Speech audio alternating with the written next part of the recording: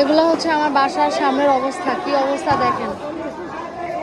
হ্যাঁ, সামান্য একটা ভুলের কারণে গোটা একটা ইয়াং জেনারেশন আওয়ামী লীগ বিরোধী, গোটা একটা ইয়াং জেনারেশন নতুন প্রজন্ম ছাত্রলীগ বিরোধী।